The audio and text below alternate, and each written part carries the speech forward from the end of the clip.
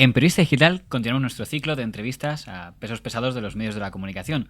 Hoy contamos con don Juan Cruz, en cuyo nombre se juntan los términos de periodismo y de cultura, a las que ha dedicado, pues me parece que más de 40 años, si no me equivoco. 51. 51 años. Muchas gracias por venir a Periodista Digital. No, gracias a ti por traerme.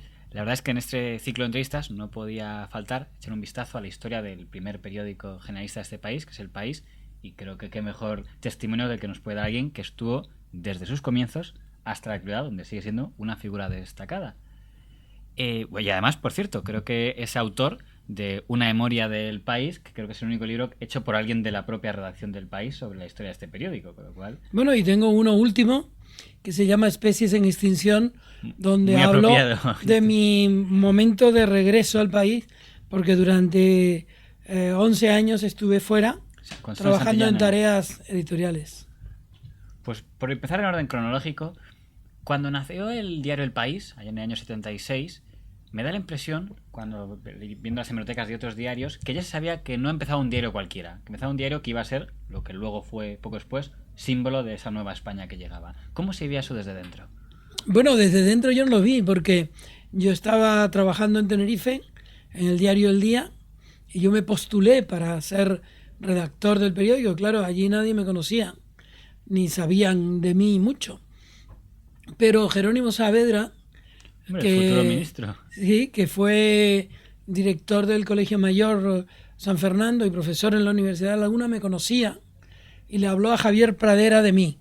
Y fue Javier Pradera el que finalmente le habló a Cebrián, y yo fui a ver a Cebrián 2 veces. Él no tenía sitio para un redactor más. Y yo le hablé de que había estado en Inglaterra, y eso se le debió quedar a él en la cabeza. Y entonces necesitaban un colaborador, no era un redactor, en Londres. De modo que yo fui de Tenerife a Londres cuando se inició el periódico. Fui alguna vez a la redacción, pero el primer ejemplar que yo vi del País me lo llevó el corresponsal entonces de informaciones allí, que luego fue compañero nuestro, Julián Martínez. Ahora le preguntaré por la etapa de Londres, pero por hacer una pequeña introducción a su fase antes del País, que quizás menos conocida, ¿cómo fue su comienzo en periodismo? Me ha mencionado El Día, que creo que es un periódico que mantiene a su mismo propietario desde hace, creo que 50 años. ¿Cómo fue? Bueno, El Día fue un periódico fusión de 2 periódicos republicanos. Se lo incautó el movimiento, y mientras fue del movimiento se lo devolvieron a la familia del propietario. Y uno de los herederos de Leoncio Rodríguez, don José Rodríguez Ramírez, es desde hace quizá 30 años el editor del periódico, y en una fase posterior fue también director del periódico. Era un periódico, cuando yo trabajé allí, era un periódico muy aguerrido, un periódico provincial con muchas ambiciones. Quiso ser además un periódico regional cuando lo dirigía Ernesto Salcedo, que fue uno de mis maestros, y era un periódico bastante liberal, y había mucha gente joven. Entonces en la prensa había trabajo y había mucha gente joven trabajando en el periódico, combinado con veteranos, y yo empecé allí cuando tenía 16 años, porque yo me inicié en el oficio a los 14. ¿Y a qué se debe esa premura ya por comenzar? Porque yo escuchaba mucho la radio y me aficioné a escribir de fútbol o de deportes. Entonces mandé un artículo a un periódico deportivo de Tenerife llamado Aire Libre. Al director de ese periódico le gustó el estilo de aquel adolescente que era yo, y publicó la crónica que yo le envié con una entradilla en la que hablaba de mi manera de redactar.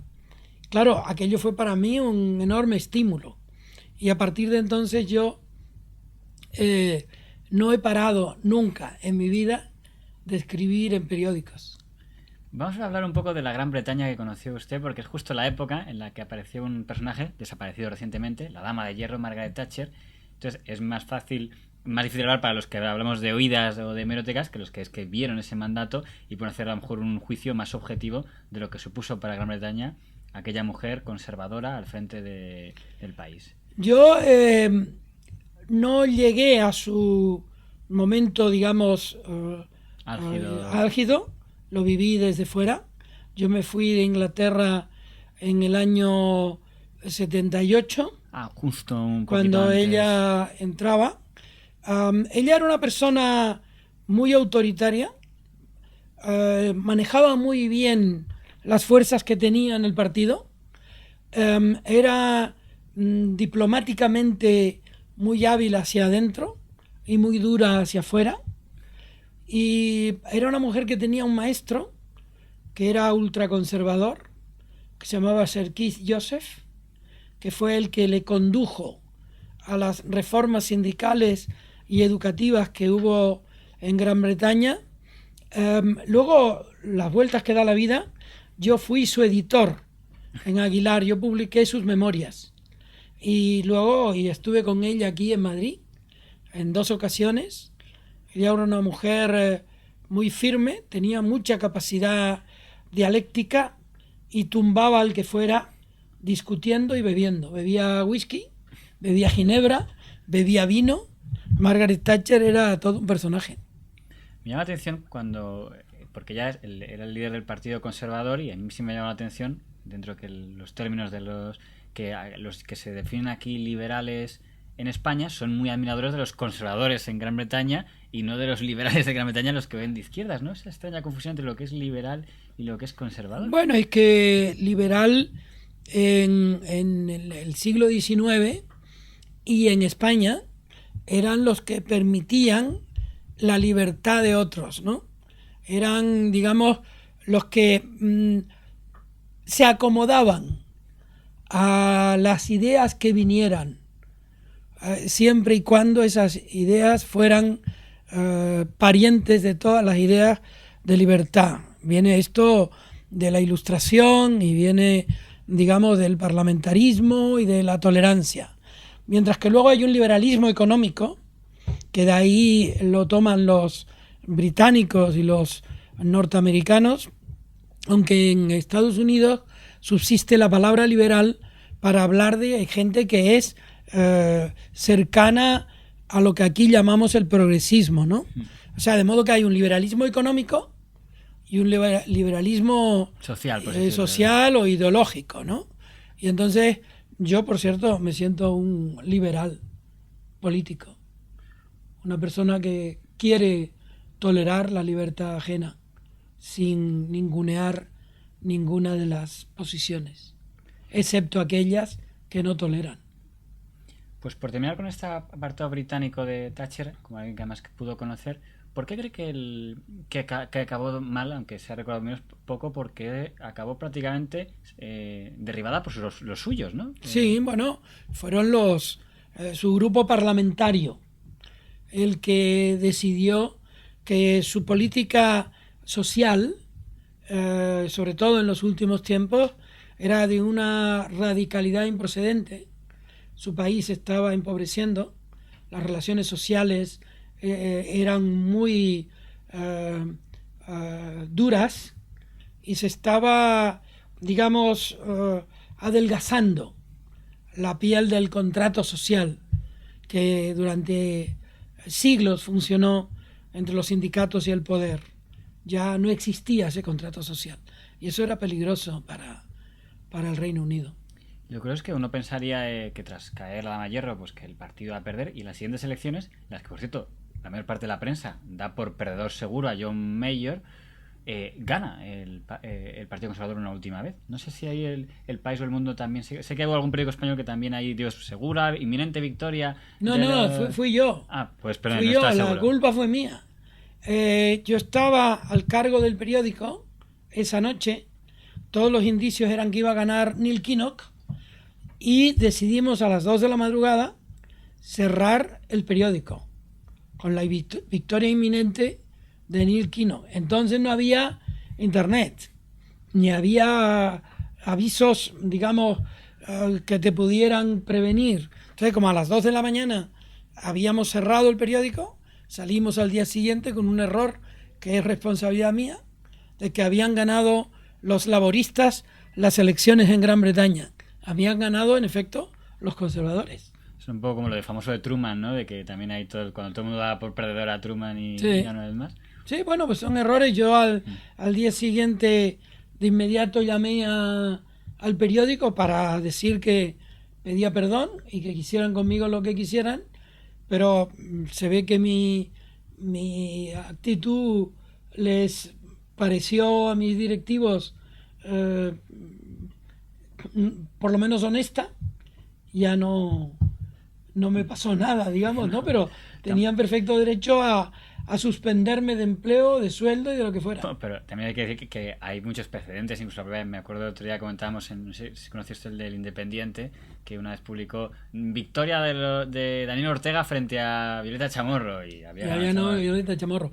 Bueno, pero cuando te pasa a ti, las comparaciones no sirven. Cuando te pasa a ti, te acaba de pasar a ti. Y solo te ha pasado a ti. En el periodo 79, 80, 81 estaba en Madrid. Sí. O sea, había venido aquí a la redacción de... Sí. Yo estaba en la redacción cuando el golpe de Estado. Era lunes. Pues a las 6:20 de la tarde. Le tengo que preguntar por ese episodio que entra en la historia del periodismo porque se convirtió un poco en aquella portada de la redacción del País a las pocas horas, no la del día siguiente, a las pocas horas de salir, pues aparte que siempre ha habido una pelea, supongo que esto es habitual, sobre quién salió primero. Creo que ahí objetivamente está el triunfo del País. Yo creo que no solo salió primero, pero no me voy a meter en esa historia de la que yo me siento parte ínfima, pero parte, y de la que me siento muy orgulloso porque el País, a diferencia de otros sectores de la vida española, por decirlo de esta manera, fue muy aguerrido. De pronto apareció en la redacción de inmediato, casi una hora después, Juan Luis Cebrián diciendo: esto es un golpe de Estado, todo el mundo a sus puestos, vamos a sacar el periódico. No hubo, al contrario de lo que dicen algunos, ningún titubeo, ni hubo, por lo que yo sé, una especie de riña interna sobre si se salía o no se salía. Se salía y se dijo enseguida, y el titular era evidente. Muy pronto el periódico estuvo en la calle y llegó al Congreso. Allí había gente que lo exhibió. Hay fotos de la segunda edición del periódico en la que están los periodistas consultándolo. Fue un momento muy delicado de este país, muy delicado. Yo creo que la radio, que siguió emitiendo hasta un cierto momento, pero sobre todo el País, que fue el periódico referencia de aquella noche para los que estaban secuestrados en el Congreso, impidió que aquel golpe fructificase. Y yo creo que condujo de alguna manera a que el propio rey sintiera en un momento determinado que debiera intervenir ante los micrófonos de Radio y Televisión Española para parar el golpe.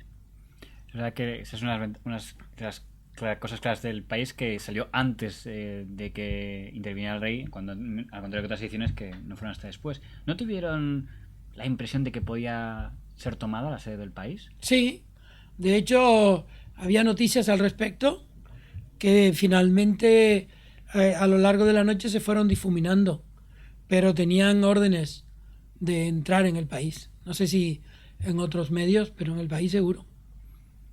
Y afortunadamente no pasó. La duda única que he visto que algún miembro de la redacción del País de entonces, luego ya marchado a otros periódicos, había insinuado, era no por parte de la labor del director, que creo que fue incuestionable, intachable en aquellas fechas, sino por parte de la empresa. Si alguien de la empresa intentó como... Eso es mentira. Ok, pues queda claro entonces que si la gente estaba allí... Eso es mentira, sobre todo porque las personas que lo han dicho ahora tuvieron tiempo de decirlo antes. Es verdad que la persona que estoy refiriendo, creo que el artículo salió como 20 años. O sea, sí, es cierto.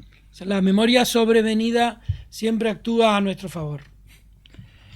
Ya que ha mencionado la empresa, se ha mencionado mucho que en el caso de la redacción del diario El País se dio una cosa muy interesante, que es que, a ver, corrígeme si lo expreso de una manera incorrecta, que hubo un intento de parte o de algunos de los fundadores de quitarle, digamos, el control a la redacción.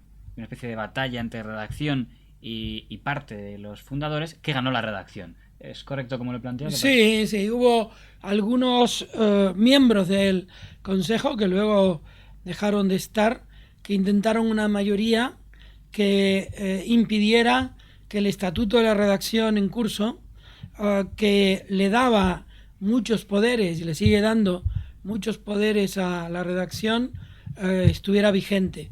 Esa gente, algunas de esas personas dijeron muy gráficamente que el periódico tenía que ir a Nueva York y lo estaban llevando a Sebastopol. Yo estaba allí dentro, no era cierto. El periódico iba pues a donde va un periódico, a contar lo que pasaba, ¿no?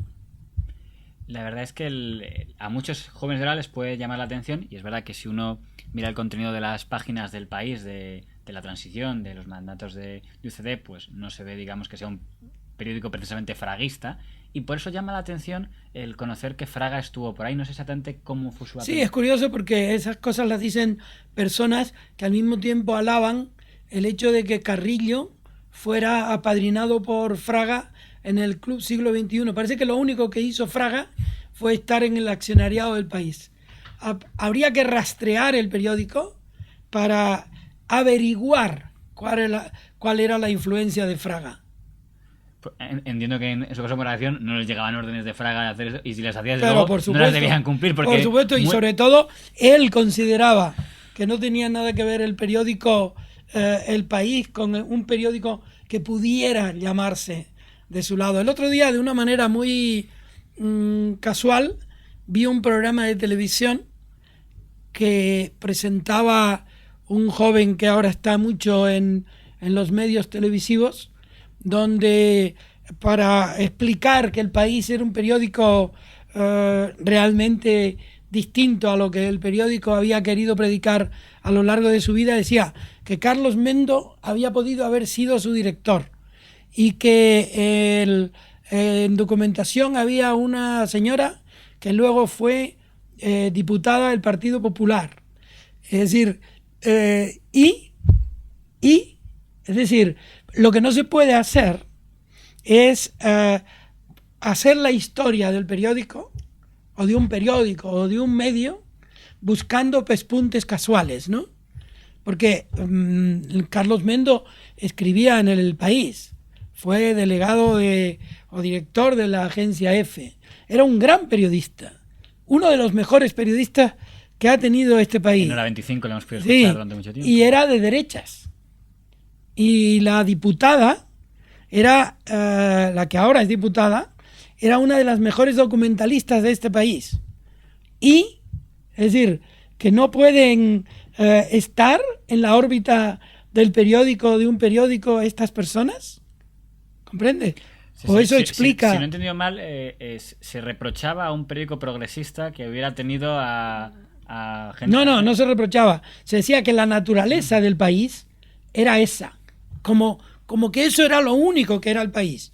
Carlos Mendo y la diputada, ¿no? Entonces, hombre, en ese mismo programa se decía una cosa para avergonzar, entre comillas, porque el pobre ya no vive, a Jesús Polanco, de que se pusiera el D, Jesús de Polanco. Jesús de Polanco jamás se puso el D, ni para bien ni para mal. Si le decían Jesús de Polanco, él no decía nada. Y si decía Jesús Polanco, tampoco decía nada. Él era absolutamente indiferente. Pero como tirar barro hacia los que no se pueden defender es gratuito, es gratis, pues eso pasó. En todo caso, hay hechos que no hay que discutir, que el país, por ejemplo, apoyó la legalización del Partido Comunista, algo que en aquel momento era un evidente esfuerzo, que apoyó lo que decíamos del 23F. ¿Cómo definió usted la relación del país con el gobierno Suárez, con la UCD en general? Bueno, fue una relación que empezó mal y con aquel artículo de Ricardo de la Cierva, que también escribió, lo que podía también haber dicho en escribió aquel en el programa. País. Que... Sí, pero no lo dijeron. Ricardo de la Cierva escribió que el artículo de... es el... Qué error, qué inmenso error. Qué error, qué inmenso error. Mira lo joven que eres y tienes esa memoria, que es una memoria sobrevenida, porque tú no habías nacido entonces, supongo. No, aún no. Bueno, pues fue muy dura la relación, pero aquel fue un momento muy vital de la democracia. El periódico tuvo el raro privilegio de ser, el extraño privilegio de ser el depositario de los mensajes de los grupos terroristas, y colaboró muchísimo con la policía, como no podía ser de otra manera, y por tanto con Rosón y con Suárez. La relación política de los medios entonces con el poder, al menos del país, era extremadamente civilizada. Mencionaste usted el tema del terrorismo y es verdad que la gente quizá ahora no lo recuerde, que en aquel momento, aparte del terrorismo de ETA o el terrorismo del Grapo, había un terrorismo ultraderechista del que el país fue directamente objetivo. Sí, bueno, de hecho, un compañero nuestro fue asesinado por una bomba, por una carta bomba enviada por terroristas, aparentemente del FRAP o del Grapo, porque todo eso era lo mismo. Y luego 2 personas fueron gravemente heridas, ¿no? Fueron momentos muy graves del terrorismo ultraderechista y del terrorismo ultraizquierdista, ¿no? Y el país estuvo muy firme siempre a favor de las libertades democráticas. En el año 82 entra el gobierno de Felipe González y empieza a existir ya durante la campaña electoral la idea de que la prensa, no solo el país, por ejemplo, Diario 16, dirigido por Pedro J. Ramírez, publica un editorial diciendo pedimos el voto al cambio, que era el eslogan de Felipe González. Pero parece como que la prensa en general recibe con mucho entusiasmo la idea de que gobierne Felipe González, quizá porque la izquierda nunca había gobernado en España. No, yo creo que había un momento en el que la gente estaba deseando que una serie de libertades civiles que ya se estaban exigiendo en la calle, como el divorcio, el aborto, la libertad plena de los partidos políticos, la liberalización de los medios del Estado a favor de la privatización de los medios, del uso privado de los medios públicos, es decir, que el poder político no mandara sobre los medios públicos. Todo eso se estaba poniendo de manifiesto en la calle. Todo eso lo pedía el periódico El País, en concreto. Cuando llegaron los socialistas, se decía que no era que el país fuera del PSOE, sino que el PSOE era del país. Porque lo que se estaba pidiendo en los editoriales, en las tribunas de opinión, en la tribuna pública, tanto en El País como en algunos otros medios, era lo que, por otra parte, había asumido en su programa electoral la izquierda, ¿no? De hecho, ganaron los socialistas, pero los comunistas tuvieron un resultado abrumador para sus resultados posteriores.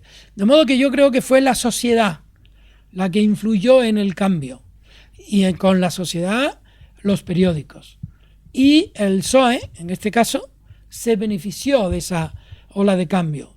Igual que muchos años después, 18 años después, el Partido Popular subió al poder asumiendo alguna de los postulados de la sociedad española de entonces, ¿no? De modo que los periódicos son, como decía Arthur Miller, una nación hablando consigo misma.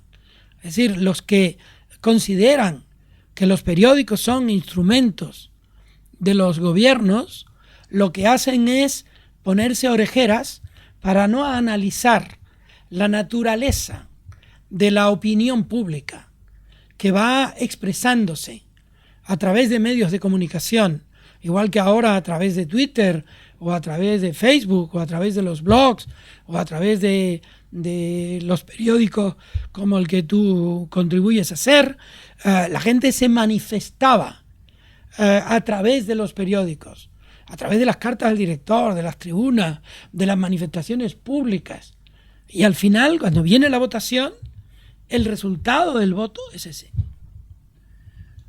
Lo cierto es que el diario El País había ganado un gran prestigio, quizá con pocos precedentes en la historia del periodismo español, y empieza a partir del año 83 a haber, digamos, algún tipo de ataque de los competidores. Usted hace referencia en su libro de memoria del País a que la campaña que hizo el que entonces era el número 2 en Madrid, el diario ABC, no perjudicó en absoluto, no consiguió su propósito, puesto que el País mantuvo su liderazgo, pero sí consiguió calar psicológicamente en la propia redacción, que es una expresión que me ha llamado la atención. Debo decirle que cuando aquí hemos hablado en este mismo ciclo, tanto con el señor Ansón, que entonces era el director de ABC, como con nuestros adjuntos, el señor Sentís, reconocieron que empezaron ellos. O sea, dijeron que efectivamente fue un... Sí. Dicen, el País entonces se creía intocable y pensamos que como estrategia... Sí, bueno, ellos consideraron,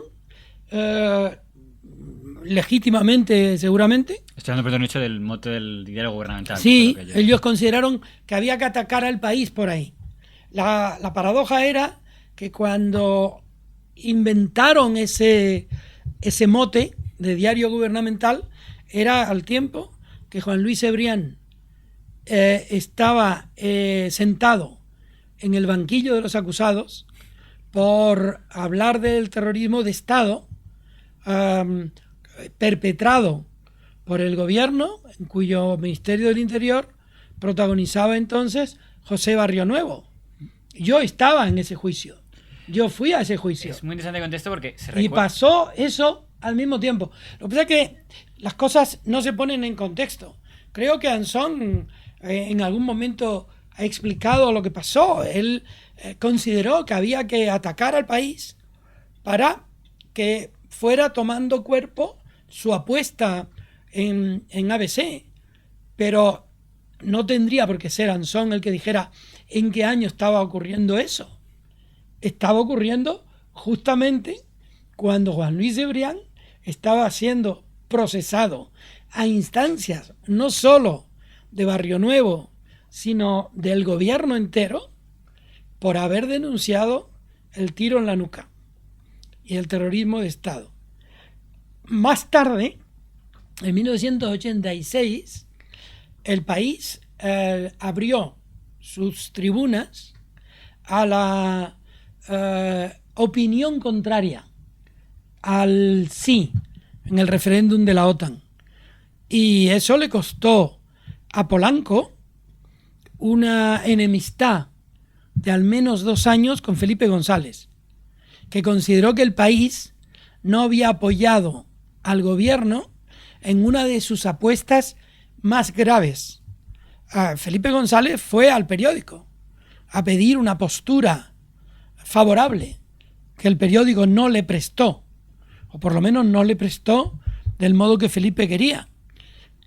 Y entonces los que estaban en ese almuerzo recuerdan que Felipe González dijo algo que luego se percibe como muy puesto en razón.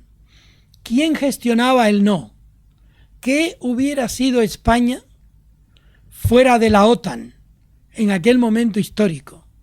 ¿Qué sería hoy el ejército español fuera de la OTAN? ¿Qué hubiera sido? Todo eso son hipótesis, pero aquel fue un momento muy grave.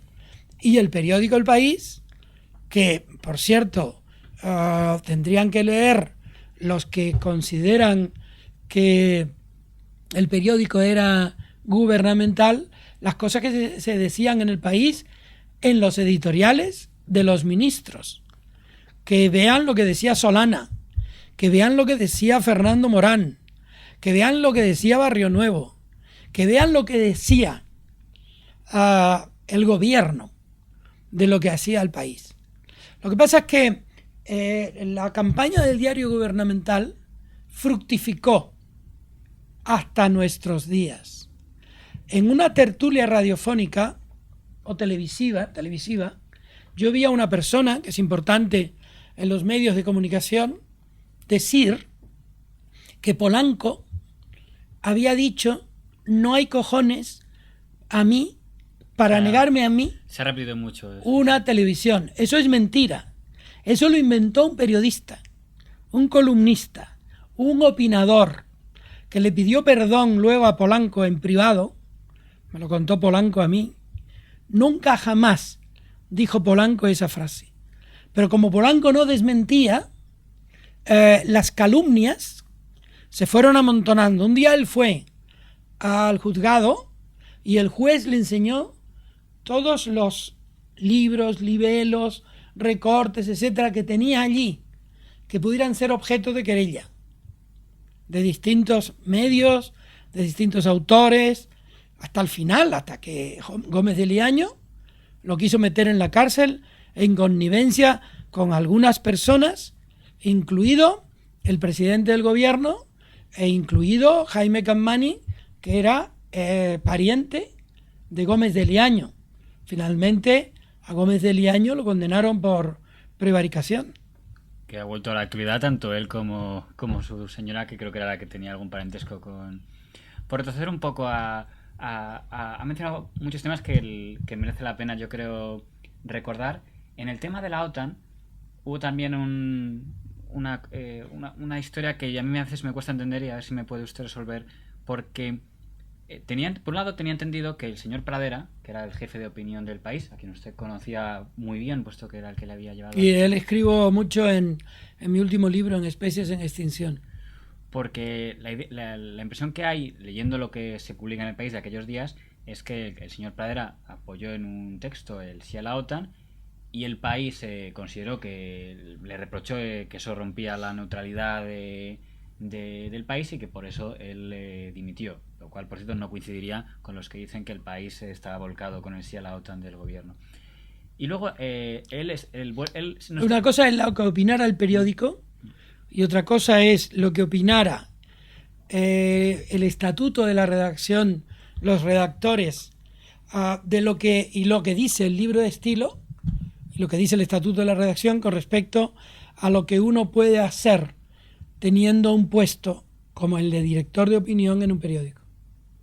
Es decir, Javier Pradera era el director de opinión. Tú no puedes, siendo el director de opinión, firmar un manifiesto que compromete al periódico. Entonces, el estatuto de la redacción y el comité profesional del periódico le afeó eso a Pradera. Y también el ombudsman, el defensor del lector. Y entonces él decidió, en un momento determinado, marcharse del periódico. Regresó unos años después como adjunto al consejero delegado. Cuando vuelve a escribir, como un año después en el periódico, el señor Anson dice en ABC que le sorprende muchísimo, porque dice que a él le consta que el señor Pradera había jurado, prometido que nunca volvería a escribir en el país. Bueno, yo no sé dónde lo juró, ni dónde el señor Anson vio que lo juró.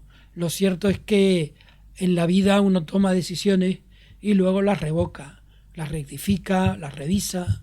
Javier Pradera forma parte, yo estoy muy orgulloso de haber sido además introducido en el periódico por él, forma parte de una historia muy importante de la lucha por las libertades y la democracia en este país. Yo lo digo en ese libro, Especies en Extinción, y yo creo que Pradera regresó al país con todos los honores, dirigió hasta el final de sus días una revista con Fernando Savater, que se llama Claves de la Razón Práctica, y por otra parte pienso que ha sido uno de los analistas más lúcidos de este país. Vamos a hablar de un caso en el que se le citó expresamente, que me llamó la atención, no sé muy bien a cuento de... que es cuando le dan el Nobel a Camilo José Cela, tanto el diario El Independiente, dirigido por don Pablo Sebastián, como en el ABC, insisten en que hay una campaña del país contra ese Nobel. Debo decirle que yo busqué en la hemeroteca y, salvo un artículo de Julio Llamazares, no encontré mucho más de esa campaña de desprestigio, pero bueno, puede ser que no haya buscado... Eso se lo inventó la gente que quería que el premio de Camilo José Cela fuera de ellos. y no de Camilo José Cela. Si tú has entrado en esa historia, habrás visto un artículo mío, probablemente no, pero ahí estaba, que se llamaba El Nobel es de Cela. Cela tomó la costumbre, él y su señora, ¿cómo se llama su mujer? La de no voy a nombrar, pero me sale la Castaño, María que viene. Marina Castaño. Sí, Marina Castaño decidió arremeter contra el país a partir de ese artículo de Julio Llamazares. Los amigos de Cela, los supuestos amigos, porque le hicieron un flaco favor que dura hasta ahora. El desprestigio de la imagen de Cela proviene de esos tiempos. Pablo Sebastián, que le citó usted expresamente como el responsable supuestamente de la campaña. Bueno, Pablo Sebastián, que entonces firmaba con un colectivo que se llamaba Aurora Pavón en El Independiente, y otros periodistas condujeron a la gente a creer que el país tenía una campaña contra Cela.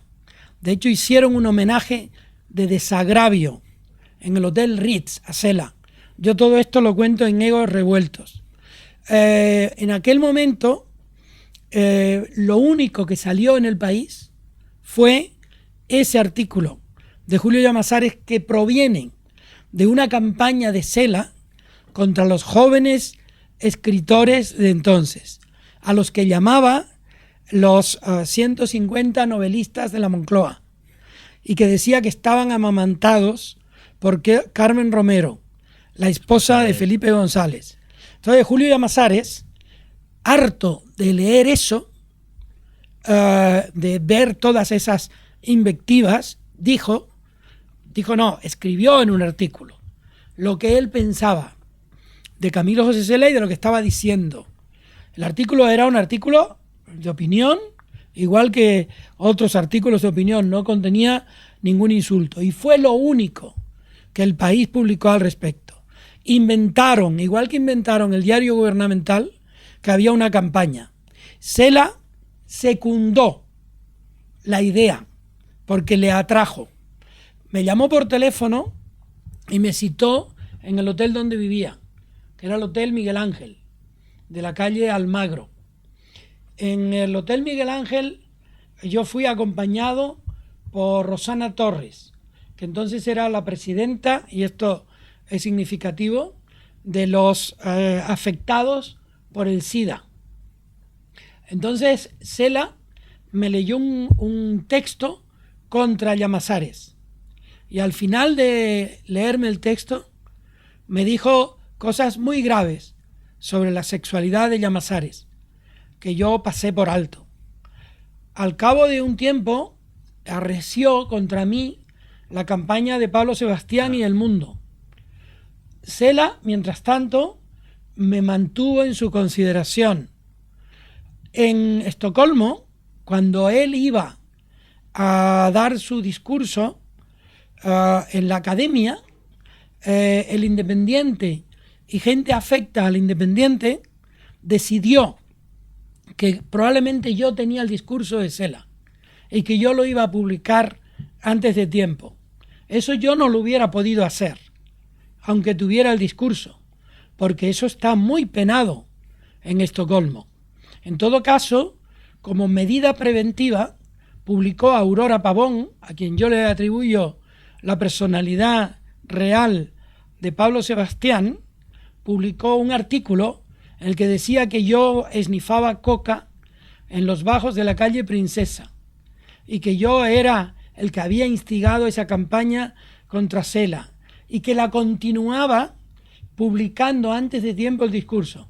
Obviamente fue mentira, pero nunca lo desmintieron. Es más, Cela dio el discurso. Por la noche, su hijo y el secretario de su hijo me dijeron: Juan, ese discurso que dicen que tú ibas a divulgar, no lo escribió mi padre, lo escribimos nosotros, y no es inédito, como era preceptivo. Se publicó en 1973 en un libro de Seix Barral. Eso jamás ha sido dicho fuera de lo que yo he explicado.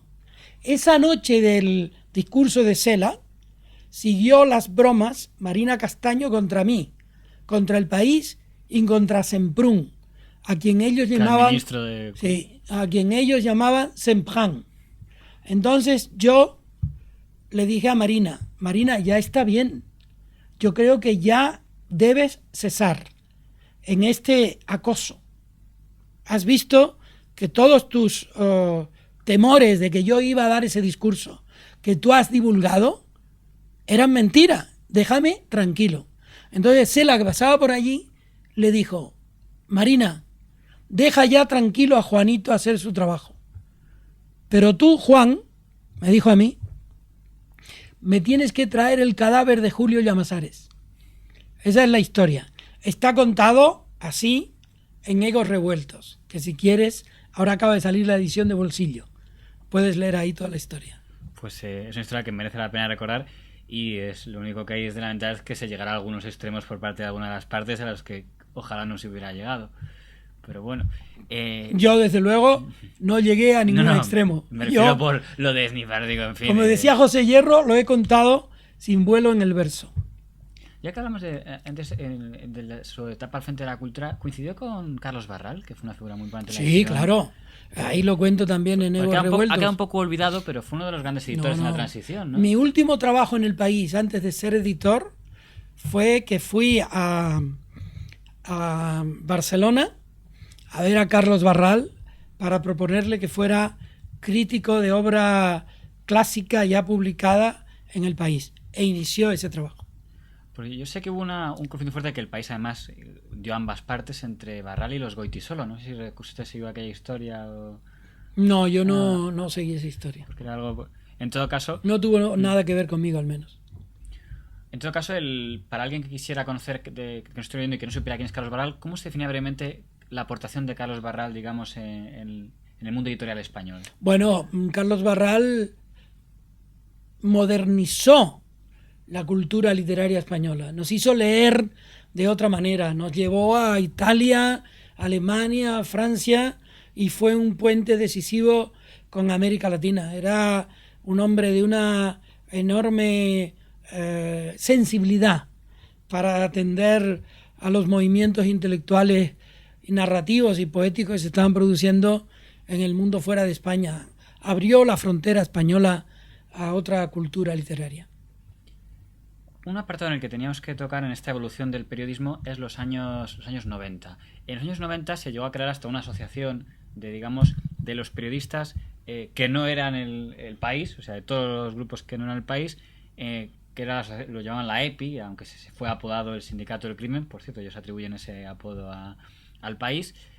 Al país, no. Sí, no sé en base a qué, porque yo no he encontrado el texto, pero yo sé que ellos se lo atribuyen. El país nunca lo publicó. El país nunca dijo esa expresión. Entonces, lo llamativo ahí que alguien del país le haya dicho es otra cosa. Pero el país, como... Sí, que no hubo una editorial, exactamente. Y ese grupo que lo encabezaba en cierto modo Pedro J. Ramírez es el que establece... Perdona, Cela. El presidente de honor era Cela. Pues, y Martín Ferrán y muchos otros. Pero estaba Cela de presidente de honor. Y eso coincidió con el momento en el que, como dijo algunos años después Luis María Anzón, había una campaña para destruir a Felipe González, que incluía destruir también al periódico El País, y eso desembocó finalmente en la campaña del año 96, en que en un periódico de Madrid se publicó una doble página en la que se le decía a Aznar lo que tenía que hacer. Año 1996, Navidades 1996. Iba a tomar posesión el gobierno de Aznar. Y le decían, entre otras cosas, que tenía que acabar con el poder de Polanco. Cosa que acometió de inmediato José María Aznar a través de personas interpuestas, y eso desencadenó la persecución a Polanco y el deseo en 1997 manifestado por vía judicial a través de Gómez de Liaño para encarcelarlo. Estuvo a punto de la cárcel. Que llama atención cuando estuvo aquí don Miguel Ángel Rodríguez, que reconoció que se tomaron algunas leyes, era una relativa algo del cable o el satélite, pero reconocía que el gobierno tomó algunas leyes básicamente para perjudicar al diario El País. Es evidente. Que eso era llamativo. Pero luego también Zapatero hizo lo propio, o sea que estamos entre dos fuegos. En un caso es el fuego amigo. Estamos hablando del periodismo en los 90, de la parte en la que más, digamos, se extendió el tema de las trincheras. Por cierto, por meter un capítulo que me ha llamado la atención, pero que puede hacer una idea de a qué nivel se llegó, es el último artículo que he leído en su blog, que debió ser en aquella época, que parece ser que una entrevista de Concha García Campoy y Alfonso Guerra, alguien hizo una insinuación, que aquí lo que decíamos antes, quizá llegó más lejos de lo recomendable a la hora de hacer una crítica. Sí, ella lo contó en alguna entrevista. Fue José María García, que dudó de la independencia profesional de Concha García Campoy con una insinuación realmente deplorable. Lo que me llama es esta época, la misma época en la que estaban diciendo de las... Por cierto, sí. José María García, que inauguró en España el insulto tolerado en la radio-televisión. Es importante decirse porque precisamente cómo ha sido esa evolución, cómo ha sido de ese periodismo en los años 70 y 80, que imagino que habría conflictos y polémicas y tal, pero a esa agresividad que yo creo que a partir de esa etapa de los 90 fue muy clara, y con ejemplos pues como el que estamos poniendo. Bueno, yo creo que es un tiempo realmente terrible del periodismo. Se ha desnaturalizado el periodismo y ahora estamos viviendo las consecuencias, ¿no? Tú pones ahora las diversas cadenas e independientemente de lo que se diga, aparte de lo que se dice, que muchas veces es insultante, poco informado, digamos atrabiliario, extravagante y estomagante, aparte de eso, el tono, el griterío, la burla de lo que opina otro. Es decir, en lugar de análisis, estamos asistiendo a un tiempo de opinión arrojadiza, ¿no? Es decir, no hay respeto por lo que dice el otro.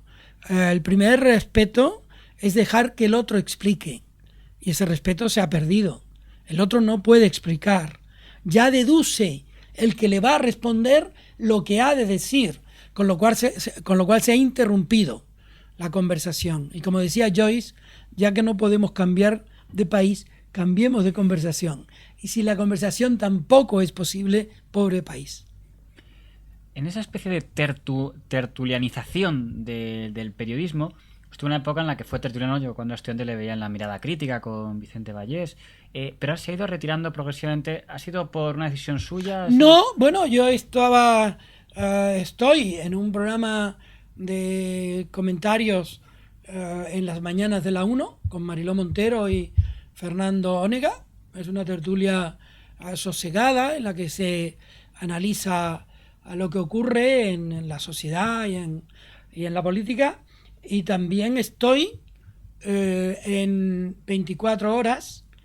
Lo que pasa es que en los últimos tiempos, seguramente porque han tenido mucha afluencia de personas, se ha atenuado mi participación, ¿no? Pero me considero uno de los que está allí, aunque últimamente no comparezco. José Luis Gutiérrez, que también estuvo aquí, por poner algunos nombres que han estado por aquí y le han aludido, comentó que él estaba agradecido porque, aunque le molestó un artículo que escribió usted sobre que se había sacado a sí mismo en la portada de su revista, le permitió publicar su réplica íntegra y sin replicar. Sí, sí, absolutamente. Cuando lo habitual en este país es parecer que es sí, la réplica. Y además le llamé, estuvimos hablando y yo le tengo, porque los periodistas nunca mueren, le tengo un enorme respeto a José Luis Gutiérrez, que era una fuerza de la naturaleza y era una naturaleza. Y luego, no sé si vio la entrevista que estuvo aquí el señor Esteruelas, que curiosamente también habló bien de usted. Dijo que al margen de las discrepancias que tenía con su salida del país, que tenía por usted un respeto y nada que reprochar de su actitud en ese momento. No sé si la vio. No, es que no recuerdo qué momento. El señor Bosco Esteruelas, cuando salió del país le preguntamos por esa etapa y él habló bastante bien, correctamente de... Es que no tenía por qué hacerlo de otra manera. Nunca tuve con él ningún conflicto en absoluto. Digo, porque quizá en algún Al contrario. Lo decía porque quizá en Al algún contrario, él digital siempre fue muy amable conmigo en el periódico. Nunca tuvimos ningún conflicto. No sé por qué tendría él que explicar nada. Pues coincide, quizá por un error mío, coincidiendo por algún digital donde se le ha señalado a usted como alguien que había tenido algo que ver, pero... No, en queda absoluto. Al descartada. contrario. Al contrario, jamás tuve ni el más mínimo problema con el señor Esteruela. Estaría bueno. Entonces, pensando en esto que comentaba, o aquello que decía del no hay cojones de ganar una televisión, que dice que es mentira, imagínese qué impresión queda del periodismo cuando algunas cosas se repiten tanto que ya se convierten en verdades y resulta que luego no eran como tal. Usted como periodista... Bueno, yo tengo una particular cruzada, perdóname que te interrumpa, con respecto a esa frase, porque me parece que inició una manera de atacar a una persona. Y entonces yo cada vez que la leo o la escucho, llamo de una manera inmediata a la persona que la dice. Y debo decir que cada vez que lo he hecho, he obtenido los frutos apetecidos. Me acuerdo a una persona muy honorable, un periodista, lo dijo en Radio Nacional. Yo le llamé y me dijo, Juan, no volverá a ocurrir. Lo dijo a otra persona y lo escribí en el periódico. Lo que pasa es que la gente no escucha lo que no quiere escuchar. Esa frase es mentira. Lo que no acabo de entender, y ya terminando, es en el caso de la persona del editor Jesús Polanco, es en un mundo en el que parece ser que casi todo es editores internacionales y pues italianos, con el mayor respeto que se merecen, o Murdos, ¿por qué el que hubiera podido ser el gran editor español de aquí fue tan atacado por todo el gremio periodístico? O sea, Pues tú has dado la respuesta. Porque era el gran editor español. Y mantuvo el país con una solvencia extraordinaria como un periódico independiente.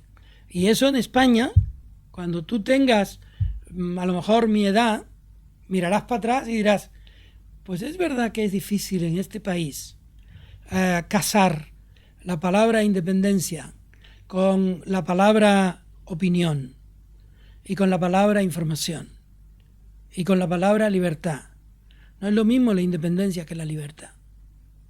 Y nosotros hemos vivido un tiempo, sobre todo a partir de los 80, finales de los 80, un tiempo muy oscuro en el periodismo español. El problema no es el tiempo oscuro, sino cuando se oscurece el tiempo por parte de los propios periodistas. Cuando los periodistas contribuyen a que los tiempos sean oscuros, a minusvalorar el valor de la prensa poniéndola al servicio de intereses que no explican.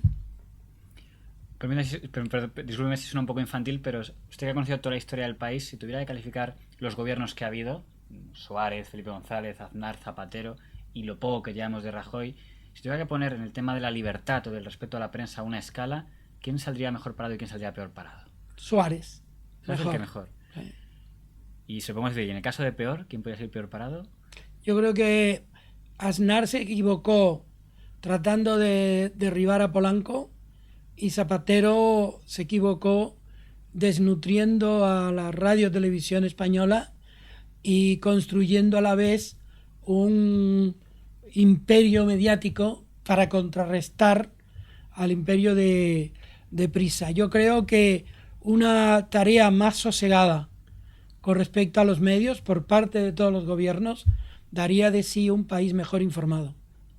En el caso de Madrid, pero me quedo cuando hay alguna cosa más, pero llama la atención que en Madrid haya tantos periódicos de derecha, con todo el respeto que se merecen, esto hay 4, y solo haya un periódico no de derechas. Es cierto que ha habido otros intentos, El Sol de Guerra, mencionado público con Zapatero, que no han funcionado, pero... El Sol no era de guerra. Bueno, del entorno, de verdad, hace bien en corregirme. De Sánchez Ruiz Pérez. De Anaya.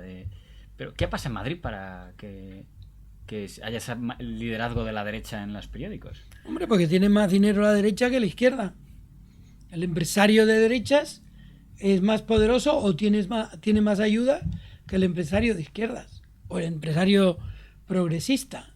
Aunque el empresario progresista que puso en marcha Público siguió siendo rico, pero su periódico lo cerró. Pues solo dos cosillas más para terminar. Una sería, en un paisaje tan negativo, el otro día el señor Urbaneja definía como porquería la imagen de la situación del periodismo actual, quizá en un contexto un poco coloquial. Ahora que a los de nuestra generación y los que vienen por debajo, parece que la imagen del periodismo que se transmite es nefasta, además desde grupos de extrema derecha, grupos de extrema izquierda, dicen como que el periodismo es poco menos que los intereses y al servicio de los políticos y al servicio de tal. ¿Usted qué impresión tiene el periodismo? ¿Qué consejo podría decir de esa imagen tan negativa que tiene el periodismo hoy en día? Bueno, yo creo que la gente tiene que discernir, ¿no? El periodismo no es todo lo que se emite o se publica. Yo llamaría, por ejemplo, con todos mis respetos, como tú dices con respecto a otras cosas, con todos mis respetos, yo creo que las tertulias no son periodismo, son comunicación, son espectáculo, y habría que verlo como eso. Periodismo es lo que un periodista sabe, contrasta y analiza. Lo que un periodista opina es como lo que opina cualquier ciudadano. Pues le agradezco yo que haya compartido este relato con Periodista Digital. Únicamente, como hemos mencionado varios libros y quizá hay algún internauta que quiera saber que le interese este tipo de historias, ¿qué libros de los que ha escrito usted le podría recomendar a los lectores, internautas, para que sigan este tipo de historias? Bueno, hay un libro mío que tiene que ver con esta historia, que es Egos Revueltos. ¿De qué editorial? De Tusquets, que fue el premio Comillas de 2009 y que ahora acaba de salir en bolsillo, con lo cual es barato. Y el otro es Especie en Extinción, de Pradera, que acaba de salir ahora y que es un análisis melancólico, pero también muy detallado del momento crítico que están viviendo desde el punto de vista de la identidad dos sectores a los que he prestado mi vida o he regalado mi vida, que son el periodismo y el mundo editorial. La cultura. Pues con eso nos quedamos. Señor Cruz, muchas gracias por haber estado este rato con Periodista Digital y con sus internautas. Muchas gracias.